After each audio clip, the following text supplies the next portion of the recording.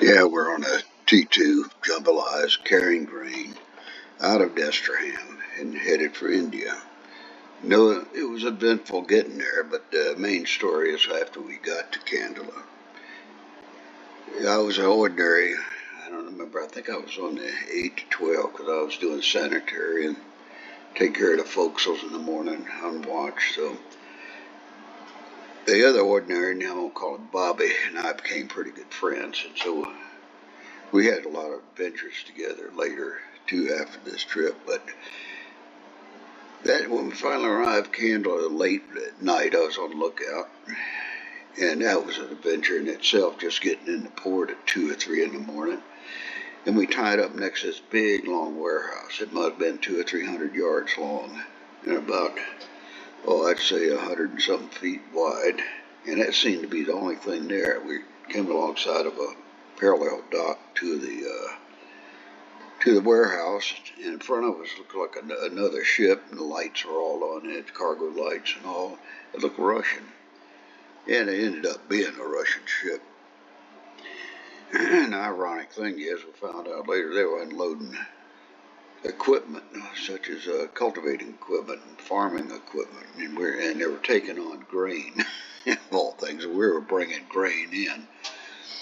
Yeah, they had hired a crew to come on board, and we got relieved, so we didn't have to do any work. So they're going to have the Indians do our work for us. We had to pay for it, but hell, it was so cheap it was worth us paying the Indians to do our work because they were doing it for less than 50 cents an hour, and we could afford the $4 or $5 a day or whatever it was.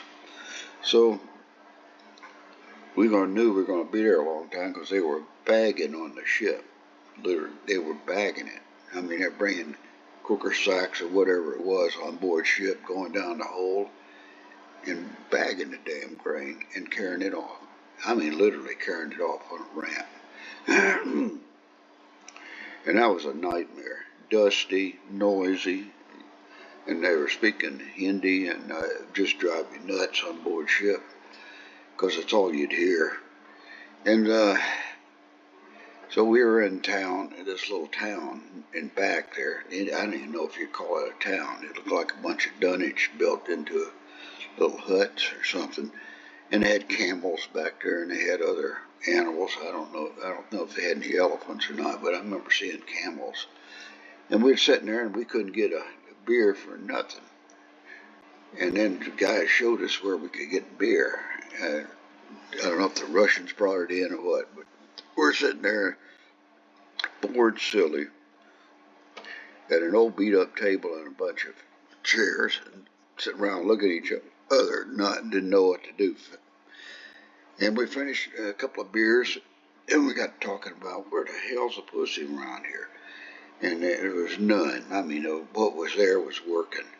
And the ones I saw had that stuff they call Beetlejuice. They'd be chewing that, and that purple stuff be all over their side of their lips. I don't know if it was a dope or what, but we all called it Beetlejuice. Anyhow, one of the Indians, I guess, heard us, and he talked to a cab driver, and this old cab driver come there and talked to us and said, "Do you want women?" And we said, "Yeah." He said, "Come, I'll take you to women." He told me how many botsies or whatever we had to give him. And the other two ABs on there, while we were drinking with us, hell, we'll go with you. And they got a couple 6 packs of beer. And Bobby and I jump in there, and here's 5 of us going down the damn road in this little bitty Japanese or whatever type car it was. I mean, it was compact, man. We were practically sitting in each other's lap already. And off we go. And this ain't a short trip. I mean, we left there, I bet, 6. And it was 10 o'clock at night before we got to this town. I don't know if he took us to Pakistan, Kashmir, or where, but it took 4 friggin' hours in this damn thing. We stopped once for gas at this town that looked abandoned, and we finally made it to this place. I remember him calling it Indian Nola or something like that. And anyhow, we went in town in this alley, and he took us back there in the back. And the ABs were scared to get out of of the damn cab because it was so dark and desolate out there. But old Bobby and I didn't give a damn. We just got out and followed the cab driver and went down this alley. And we turned to the right and there was a damn door there on a building. And we walked in and Papa saw him, we'll call him, came to the door and they talked in Hindi and some woman come along and escorted us in. And there was a curtain in this room that divided it. And she urged me to go in behind the curtain. So I go in behind the curtain, and here's this little girl. I don't know how old she was. Looked pretty young.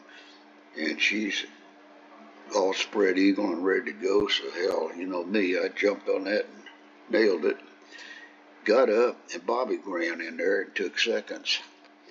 And I still don't understand what went on, but I don't know if that was her mom and dad or what the hell was going on. But I didn't care. Anyhow, we came back out, I had a beer, and Bobby was smoking his goddamn hash. And we jumped back in the cab. We were headed back to Kandla. And on the way back, we were out in the middle of this desert. I mean, a desert. It looked like something out of Needles or Barstow or something, you know, when you're going across the desert in California. And all of a sudden, we heard a crash, bang, sparks fly, and crap goes on. We went dead to water, man. I mean, that some bitch went off the side of the road. And we're sitting there looking at it, and he said, the battery. And I didn't, so he dropped the battery out of this damn car, and we went back, and it was totally destroyed. So we were sitting there looking at this thing, and the moon was out, fortunately. And this road was just big enough to be a 2-lane road. And we figured, well, hell, where the hell are we? And I couldn't see a light anywhere. I mean, a town or nothing. And the Indian guy couldn't hardly speak English. And so we didn't know what we were going to do. And he said, he was saying, calm down with his hands, I guess, and he'll find a ride. So we were sitting there, and I guess it was about, I don't know, 20 minutes later, Bob and I sitting on the side. I smoked a little of that shit that he's had in his pipe. And we were getting pretty high. And I looked down the road and I saw some lights coming, and it went up and down, just like you see them coming over dunes, you know, in the desert. And I kept looking. I said, here comes a damn car. And yelled back in the cab where these guys were sitting. And they looked, and the guy jumped out, and he's camped in the middle of the road, and he looked, and as it comes up, it came over the last dune that was pretty close to us.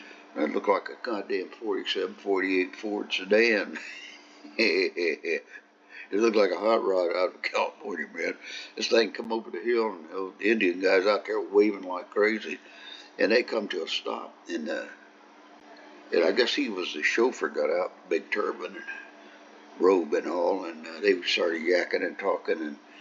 And they went back and opened the back door to the car, though, 48 Ford or whatever, and then they signaled for us to come on up and get in. So the cab driver and I and Bobby got in the back with this big fat dude. And I mean, there was no seat. This thing was vacant of a seat or anything. It was just a platform with pillows on the back and a hubbly bubbly pipe buried in a fucking pillows. And this guy had it made up like a little room in there. So we were sitting around and we were squatting our legs, and we took off down the road, and 3 of them were up front, the ABs and that chauffeur. Here we go down the road, and this old Indian guy was smoking the hell out of it, and Bobby was taking tokes off of it. I don't know if it was opium or something. Anyhow, we were all stoned to shit in the back, and this old guy started making a hit on Bobby. I mean, he was queer as a $3 bill, or he liked young boys. I was laughing like hell because Bobby was knocking his hands off, and he was trying to grab his dick or whatever. Anyhow, the cab driver talked to the guy a little bit, and the guy got a little upset. And we got to this town. About, I'd say 30 minutes later, 40 minutes later, we got to this town, and he let us off because they were going in a different direction. They weren't going back to the port to Kandla. So he let us off, and here it is about 2 or 3 in the morning. And I don't know if we were going to be able to make it that long. I was getting tired, boy. I was one beat son of a bitch. And I guess the rest of them were too, because these other two ABs are pretty much up in age. They were in their 40s and 50s. Hell, they've been going to sea since World War II. Anyhow, we were asking for a hotel or a motel, someplace to get a bed and sleep for the night. And he said, no hotel, no motel. I know where we go. So he took us over to this warehouse-looking building.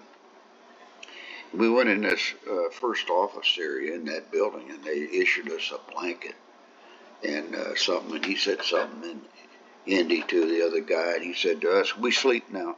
And we went into this back room. We opened the door and went in there, and it was pitch black, but I could smell everything. Smelled like piss and everything else. Like curry, just everything. And so I was stepping over. I was leading the way because I'm tired. I want to go to bed. And I was people laying all over the damn floor all over the place. I thought I was going to step on somebody. It was so damn many people. And I turned to Bobby, and he was right behind me. I said, they ain't staying here, man. Jesus Christ, what we're going to do is find a spot and make a pallet. So, the babies wouldn't even come in there. And that's it. We threw the blankets back. The guy walked outside and said, hell with this. We'll walk. We'll just start walking to Kandla and fall asleep on the way. So we hadn't gotten more than, we hadn't got more than 100 yards out of that little town. And we just barely made the city limits, I guess. And a truck come up. Yeah, kind of one of them little ton-and-a-half trucks, flatbed on the back, or it had a box on the back full of peanuts, we found out. They were loaded up in boxes, bags of them. And they didn't have room in the cab, but he could squeeze 4 in the cab. I guess, no, 4 total, including the driver. So the 2 ABs and that little Indian guy was sitting in the lap of one of the ABs, and the truck, and the guy was driving, and we were sitting up on top. And we were sitting on the bags of peanuts with our feet on top of the cab of the truck. So it was like riding a motorcycle or something, wind blowing and all that shit. And we were going down the road, 30 miles an hour, if that, 40. And we were sitting up there just having a hell of a blast. And he decides to light up a goddamn pipe while he was going down the road, and it was hard to keep a light going with that going that fast. So he turned, and I covered him with my coat so he could get the fire going on the pipe. And he got it going, and we got to smoking the shit out of that stuff. And man, we were getting high as a kite. And I was getting hungry too about now. So as we go down the road, the sparks were flying out of his pipe, and I didn't think anything about it, because of the goddamn wind blowing over it.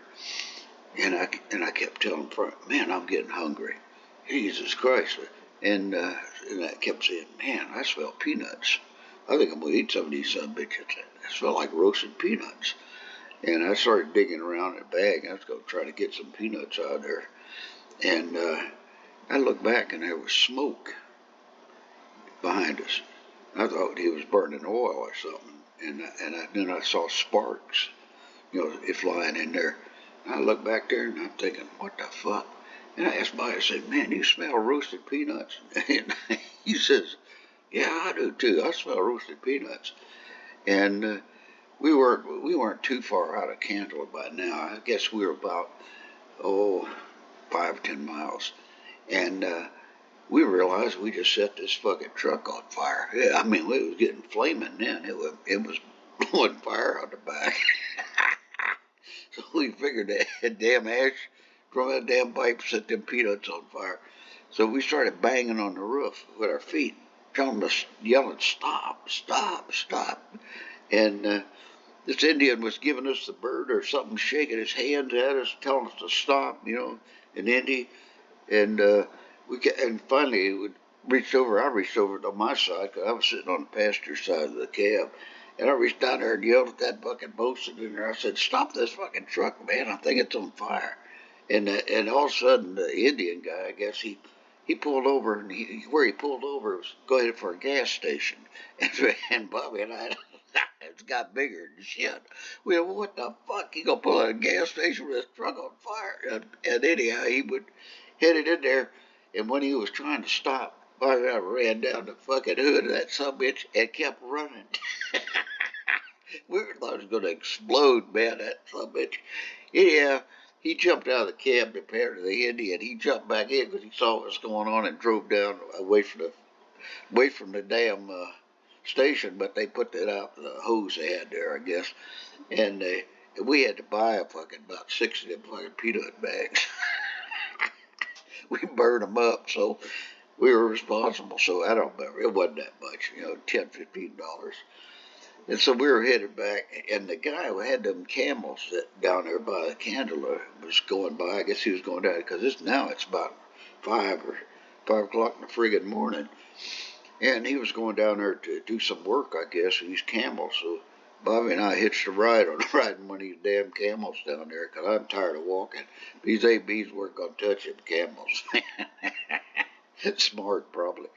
Anyhow, we made it back to the ship, and the boatswain sitting there up on the gangway, and he saw us ride up on them camels. He about had a shit fit. He was rolling, man. They never forgot that. They talked about that forever. I was coming back from the whorehouse on camels. So anyhow, we went back aboard, and there's more to this friggin' trip than you'd ever dream. There's more when we go headed back, because we had to take bunkers in Aden, Saudi Arabia. And that was back, I think that was when I'm not sure if that's the time they had the war going on there or not. They were, the Houthis or whoever were raising hell, and the British were getting run out at that time. And we went ashore and got caught by some military police. I guess they were British, and they told me and Bobby to get back on the ship, because Bobby and I wanted to go get laid and have some more beer, So, but anyhow, I guess I went back to the ship, because he said that's the last launch. You got to get this launch. There may not be any more going back out to where you're on the hook there. And so I went back. Bobby stayed. And that was amazing. I don't know how stupid. I said, man, you're going to get stuck here if you don't come back. He wouldn't listen. So I went back, and Bobby missed the ship. He literally missed it. We left him there in Aden. And all of a sudden we get out in the Red Sea, and we find out they found him, and they're bringing him back. You're going to pick him up at Port Said as we get through the Suez Canal. And I'm going to make it short, but anyhow, he made it back, and we picked him up at Port Said. And he was telling how much fun he was having. Two cops were escorting him all the way up through Egypt on all the sightseeing he did, and the drinking and the partying and all that crap. And it come down, and when he was in the mess hall, the purser, either the captain, called him up, and they told him to come up to the captain's quarters. So he went up there, and they had to sign some papers or something, because the police wanted money, and they had to pay. He had to pay for the whole friggin' thing himself, all the way up. And I mean, it was big money. It was more than he made, and the company had to cover it. So he had to sign his payover. And when we got off of the ship there, I don't know where we got, Philadelphia, somewhere up there, and the damn thing ended up. He was broke. We had to chip in money so he could get home. He was from West Virginia somewhere. And we literally had to buy him a ticket to get home on a bus. That's how broke he was. The poor guy. I felt sorry for him. But, hell, it's his own fault. They had another sea story. There's more on that damn trip. I'll tell you, that's that trip where we got the SOS, too. I don't know if you remember that one. But anyhow, we're going to see you later. You take care. Catch you on the next trip. Bye now.